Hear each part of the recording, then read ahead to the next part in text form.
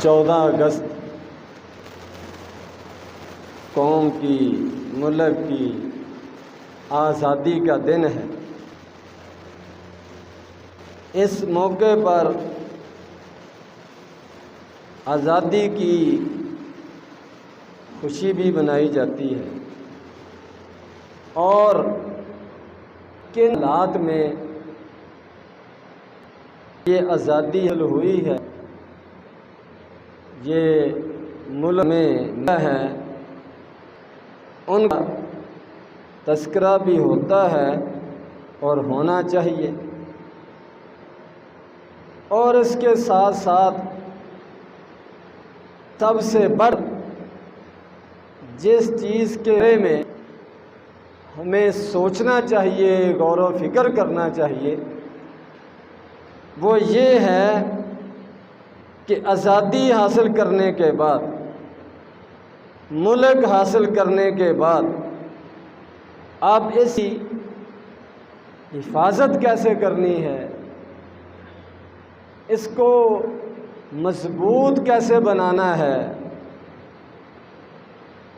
اصل سوچنے کی اور غور و فکر کرنے کی یہ بات ہے۔ اور ہر آدمی، ہر جماعت، ہر فرقہ، ہر ذمہ دار، ہر چھوٹا ہر بڑا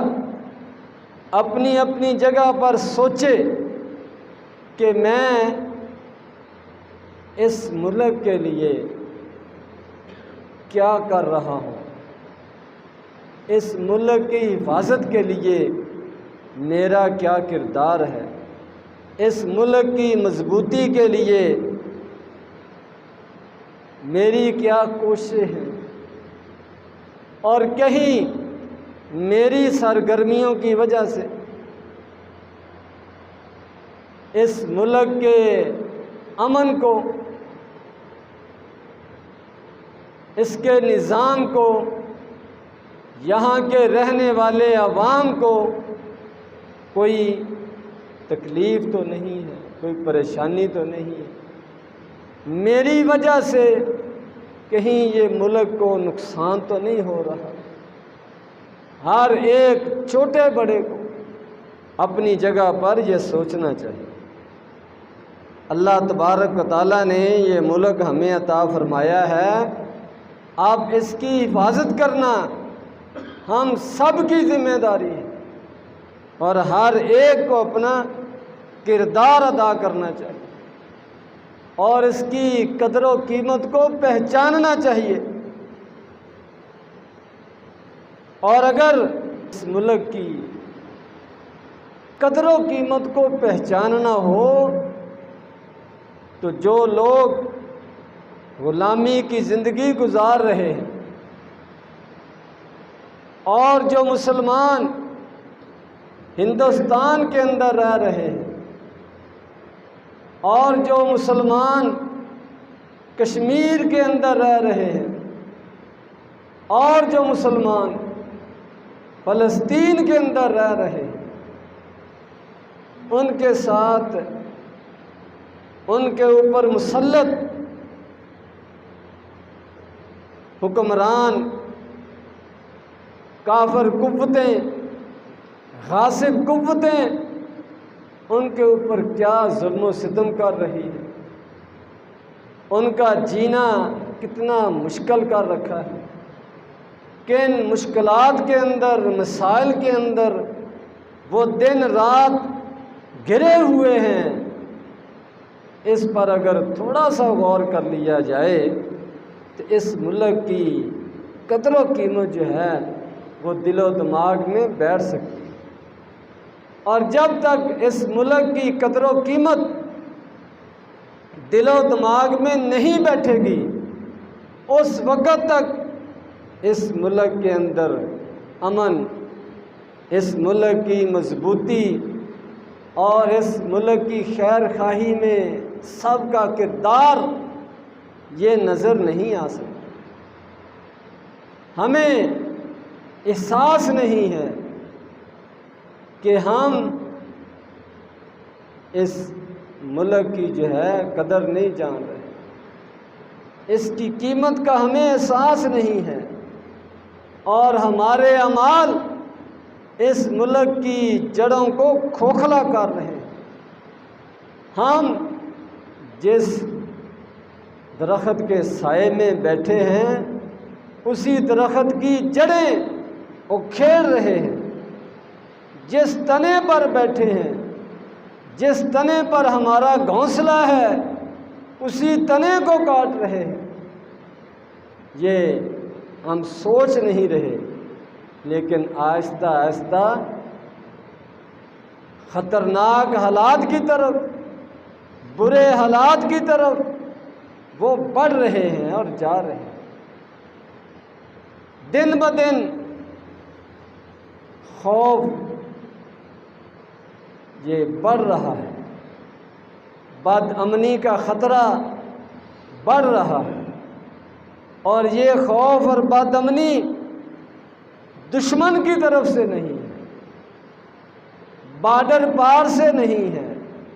کسی کافر ملک کی طرف سے نہیں ہے، یہ ہماری اپنی طرف سے ہے۔ ہم ایک دوسرے کو خود ہی کمزور کر رہے ہیں، ٹانگیں کھینچ رہے ہیں، جس کے نتیجے میں ملک کمزور ہو رہا ہے، ملک بدنام ہو رہا ہے، ملک کا وقار مجروح ہو رہا ہے۔ یہ ہم اس ملک کی ناقدری کر رہے ہیں،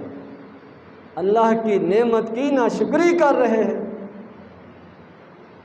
چھوٹا سا واقعہ، سعودی عرب سے امام مسجد نبوی یہ ہمارے ملک میں تشریف لائے، بڑی خوشی کی بات ہے، بڑی سعادت کی بات ہے، اور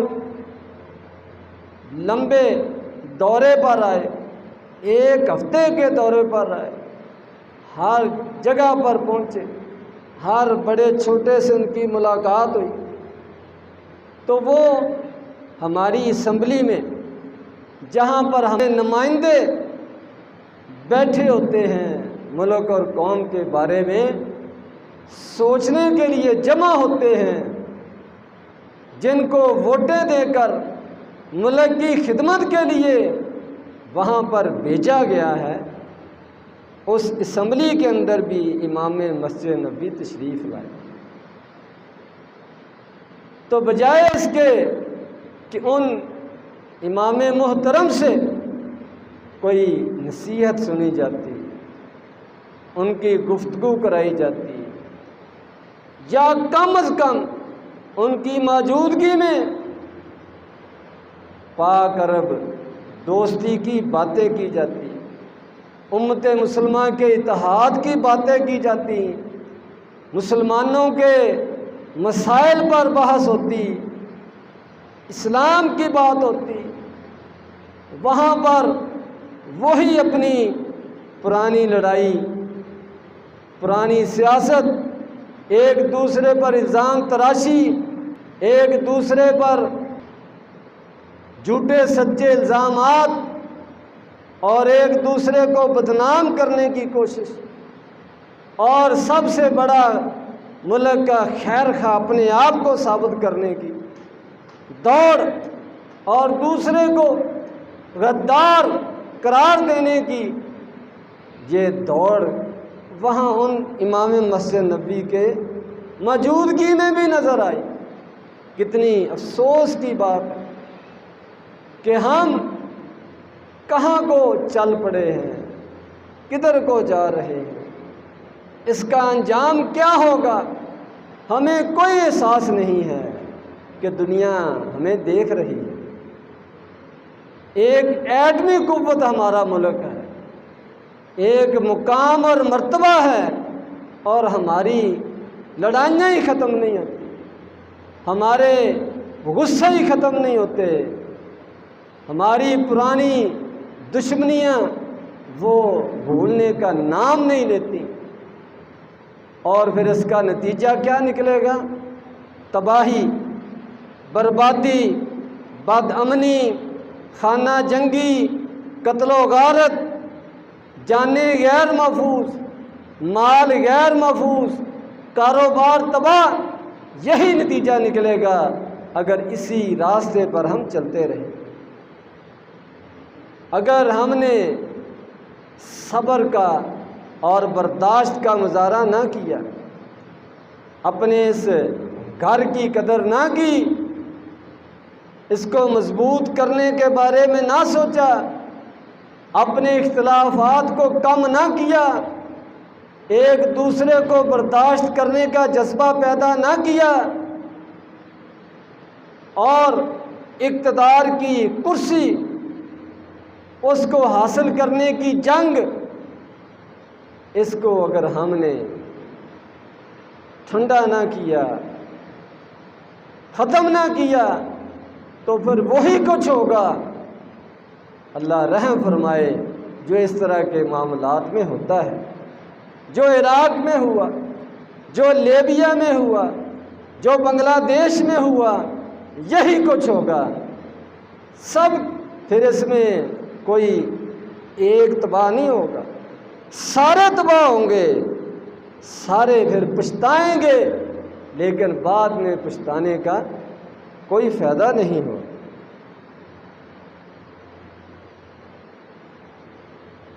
قرآن مجید کے اندر اللہ تبارک و تعالیٰ کا فرمان ہے،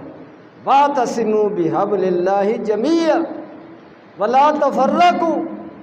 یہ اللہ تبارک و تعالیٰ نے مسلمانوں کو کہا ہے، ساری دنیا کے مسلمانوں کو کہا ہے، پاکستانیوں کو کہا ہے،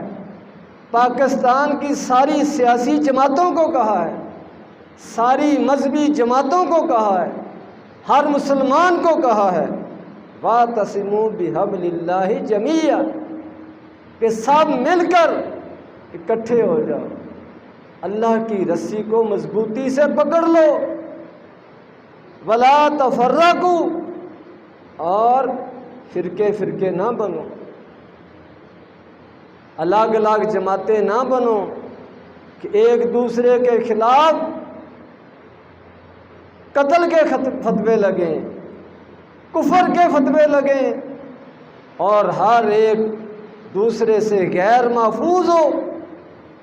یہ اللہ تبارک و تعالیٰ نے سختی سے منع کیا، اور یہ مسلمانوں کی خیر خواہی کے لیے، اس میں مسلمانوں کا اپنا فائدہ ہے۔ اتفاق کے اندر، اتحاد کے اندر ملکوں کی مضبوطی ہوتی ہے، قوموں کی مضبوطی ہوتی ہے، قوموں کا رعب یہ دشمن پر طاری ہوتا ہے، قائم ہوتا ہے، اور جب آپس میں لڑائی جھگڑا، فتنہ فساد، ہنگامے، بد امنی، بے خوف ہراس کی فضا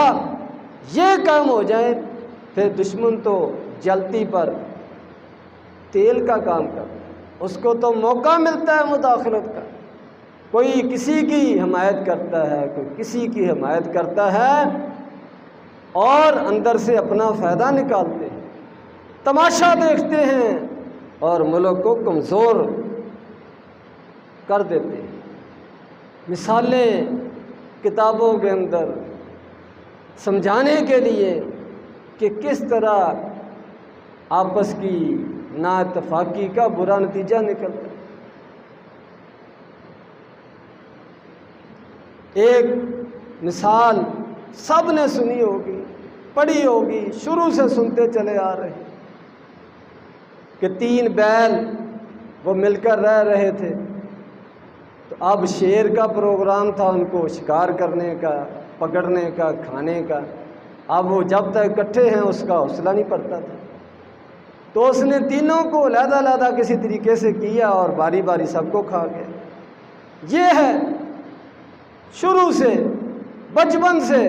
مثال سنتے چلے آ رہے ہیں، اور اس کو سمجھنا پتہ نہیں کب ہے۔ اسی طرح ایک اور مثال سمجھائی جاتی ہے بات کو ذہن میں بٹھانے کے لیے کہ 3 آدمیوں کے پاس کوئی خزانہ آ گیا، بڑے خوش، اب انہوں نے اپنے میں سے ایک بندے کو کھانا لینے کے لیے بھیجا، اور بعد میں دونوں نے پروگرام بنایا کہ جب یہ کھانا لے کر آئے تو اس کو راستے سے ہٹا دیا جائے، قتل کر دیا جائے، تاکہ یہ خزانہ ہم دونوں آدھا آدھا کریں، اس کو کچھ نہیں دینا۔ ادھر سے وہ جو کھانا لینے گیا اس نے پروگرام بنایا کہ یہ سارا خزانہ میں رکھ لوں، کھانے کے اندر زہر ملا دیتا ہوں، یہ دونوں کھا کر مر جائیں گے اور خزانہ میرا ہو جائے۔ کھانا لے کر آیا تو دونوں نے اس کو قتل کر دیا، جھپٹ پڑے۔ آپ مزے مزے سے کھانا کھانے لگے تو دونوں مر گئے، زہر آلود کھانا تھا۔ یہ ہے ایک دوسرے کے خلاف کینہ، بغض، نفرت رکھنے کا نتیجہ، کہ اللہ تبارک و تعالیٰ کی طرف سے برکتیں ختم ہو جاتی، نحوست نازل ہوتی ہے۔ ابراہیم علیہ السلام نے جو مکے کے بارے میں دعائیں فرمائی تھیں ان میں سے ایک اہم دعا رب اجعل ھذا بلدا آمنا، یا اللہ اس شہر کو امن والا بنانا۔ تو یہ امن بہت بڑی نعمت ہے۔ امن کیسے بنتا ہے؟ امن والا شہر، امن والا ملک کیسے بنتا ہے؟ آپس میں پیار محبت سے رہنے سے بنتا ہے، اتفاق اتحاد سے رہنے سے بنتا ہے، ایک دوسرے کو برداشت کرنے سے بنتا ہے امن والا شہر، امن والا ملک۔ اور اللہ تبارک و تعالیٰ نے مکے والوں کو، قریشیوں کو بھی یہ حکم دیا فَلْيَعْبُدُوا رَبَّ هَذَا الْبَيْتِ، ان کو اس گھر کے رب کی عبادت کرنی چاہیے۔ الَّذِي أَطْعَمَهُم مِّن جُوعٍ وَآمَنَهُم مِّنْ خَوْفٍ، جس نے ان کو بھوک ختم کرنے کے لیے کھانا دیا اور خوف اور ڈر ختم کر کے ان کو امن نصیب کیا۔ تو یہاں پر بھی اللہ تبارک و تعالیٰ نے امن، اس نعمت کا خاص طور پر تذکرہ کیا کہ یہ مکے والے نہایت امن سے زندگی گزار رہے ہیں، ارد گرد ہر طرف قتل و غارت ہے، ڈاکہ زنی ہے، لیکن مکے والوں کو احترام حاصل ہے صرف اس حرم کی وجہ سے، مکے میں رہنے کی وجہ سے۔ ان کو وافر مقدار میں رزق بھی ملتا ہے اور جانیں بھی محفوظ ہیں، عزتیں بھی محفوظ ہیں، مال بھی محفوظ ہے، تو ان کو اللہ کا شکر ادا کرنا چاہیے۔ تو اللہ تبارک و تعالیٰ نے ہماری جانوں کو، ہمارے مالوں کو، ہماری عزتوں کو محفوظ رکھنے کے لیے ہندوستان سے ہمیں علیحدہ ملک عطا فرمایا۔ وہاں کے لوگوں کو پوچھ کر دیکھو، ہر وقت خوف طاری ہے، ہر وقت خطرے کی حالت میں ہیں، وقتاً فوقتاً فسادات پھوٹ پڑتے ہیں، قتل و غارت شروع ہو جاتی ہے، مسلمان نہایت ذلت کی زندگی گزار رہے ہیں، کمزوری کی زندگی گزار رہے ہیں، اور اس کے مقابلے میں ہمیں ہر قسم کی سہولت حاصل ہے۔ کاروباری طور پر ہم مضبوط ہیں، آنے جانے میں کوئی مسئلہ پریشانی نہیں ہے، مساجد آباد ہیں، مدارس قائم ہیں، تعلیمی ادارے ان میں تعلیم جاری ہے، کوئی خوف نہیں، نہ دن کے وقت نہ رات کے وقت۔ ہندوستان کے مقابلے میں بات کر رہا ہوں، اگر ہم بھی ادھر رہ کر وہی کام کریں جو ہندو مسلمانوں کے ساتھ کرتے ہیں، ہم مسلمانوں کے ساتھ کریں اور اس طرف سوچ کو لے کر جائیں، فتنہ فساد کی طرف، خانہ جنگی کی طرف، قتل و غارت کی طرف، جلاؤ گراؤ کی طرف، ہڑتالوں کی طرف، آگ لگانے کی طرف، اگر اس طرف لوگوں کا ذہن بنائیں تو پھر ہندوؤں کو ضرورت نہیں ہے ادھر آ کر مسلمانوں کو تنگ کرنے کی یا اپنا غصہ نکالنے کی، پھر ہم خود ہی کافی ہیں۔ یہ نہایت یعنی کم عقلی ہے، بے علمی ہے اور جہالت ہے اور انتہائی درجے کی ناشکری ہے کہ اللہ تبارک و تعالیٰ نے اتنا پیارا ملک ہمیں عطا فرمایا، ہر نعمت عطا فرمائی، اور ہم بجائے اس کے کہ اس کو مضبوط کریں، اس کی خدمت کریں اور دوسروں کو چلنے دیں، دوسرے ہمیں چلنے دیں، سمجھوتے کے ساتھ، آپس میں افہام و تفہیم کے ساتھ،